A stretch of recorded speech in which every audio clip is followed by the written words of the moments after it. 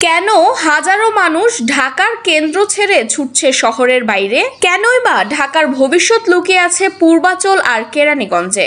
ঢাকা ছিল একসময় স্বপ্নের শহর, কিন্তু আজ অতিরিক্ত ভিড়, যানজট আর আকাশ ছোঁয়া ফ্ল্যাটের দাম শহরটাকে করে তুলেছে বসবাসের অযোগ্য। মানুষ খুঁজছে বিকল্প, আর সেই বিকল্প এখন শহরের বাইরে, পূর্বাচল আর কেরানীগঞ্জ।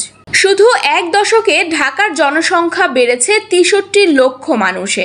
গড়ে প্রতি বর্গমাইলে ৯৯,০০০-এর বেশি লোকের বসবাস। অতিরিক্ত ভিড়, উচ্চ খরচ আর দূষণ মানুষকে বাধ্য করছে শহরের বাইরের দিকে পা বাড়াতে।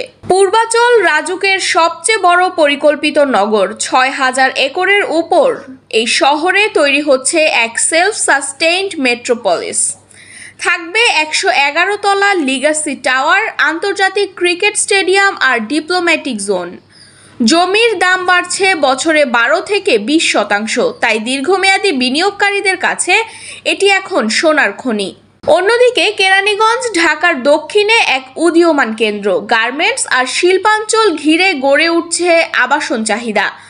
ঢাকা আশুলিয়া এক্সপ্রেসওয়ে আর আসন্ন মেট্রো রেল লাইন 2 কেরানীগঞ্জকে করছে আরও সংযুক্ত। এখানকার জমির দাম তুলনামূলক কম, মাত্র ৮ থেকে ১৫ লাখ টাকা প্রতি কাঠা। বছরে বাড়ছে ৮ থেকে ১০%। তাহলে কেন সবাই পূর্বাচল আর কেরানীগঞ্জের দিকে যাচ্ছে? একদিকে পূর্বাচল, যেখানে আছে ভবিষ্যতের পরিকল্পনা, উচ্চ মুনাফা কিন্তু দীর্ঘ প্রতীক্ষা আর ঝুঁকি। অন্যদিকে কেরানীগঞ্জ, যেখানে আছে শিল্পভিত্তিক স্থিতিশীলতা, সাশ্রয়ী দাম আর দ্রুত বসবাসের সুবিধা।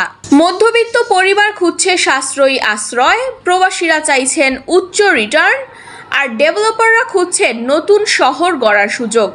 সবাই বুঝে গেছে ঢাকার ভবিষ্যৎ এখন কেন্দ্রের বাইরে, উপশহরে। ঢাকা বদলাচ্ছে, যানজট আর দূষিত কেন্দ্র ছেড়ে মানুষ ছুটছে পূর্বাচল আর কেরানীগঞ্জের দিকে, কারণ এখানেই আছে নতুন রাস্তা, মেট্রো রেল, শিল্প আর বসবাসের নতুন দিগন্ত। এটাই ভবিষ্যতের ঢাকা, এক শহর যার প্রাণ এখন ছড়িয়ে পড়েছে শহরের বাইরেও।